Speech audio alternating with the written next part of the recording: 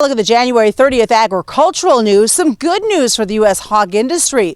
Bloomberg News reported yesterday the government and academics, experts in the U.S., have developed a vaccine against African swine fever that's proved 100% effective, and the market reacted. I spoke via phone to Arlan Suderman of FC Stone. We have a vaccine that when they introduce a strain of ASF to the hogs that have been vaccinated 28 days after receiving the vaccine, it has been 100% effective. Now, that doesn't mean it's ready to go into production next week and that the problems are all solved.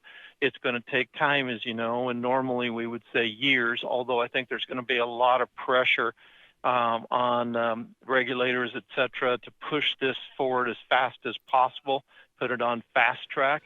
This is a national food emergency type of a situation. So the incentive is certainly there to push it as quickly as possible and see if over the coming year they can get the vaccine out and have something for the industry. Now, the implications are significant. First of all, it's great news for the U.S. hog industry that feared that the disease would get here before the vaccine. So this gives a little bit more hope that they can get a vaccine in hand before the disease reaches the shores of the United States. On the other hand, it means that there is a limit to how long there will be export demand to China.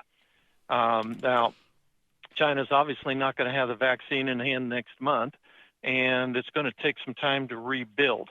But it does mean that the end is in sight, so to speak. It may be down there a ways, but it is in sight. There is a little bit more certainty from that standpoint.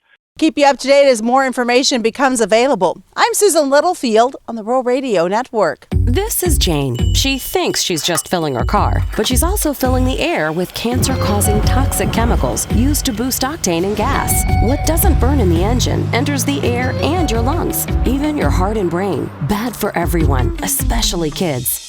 Ethanol is a natural octane booster, clean burning and non-toxic. More ethanol means less scary stuff in our gas and in the air we breathe. And that makes your choice pretty plain, Jane. American Ethanol, cleaner air for Nebraska.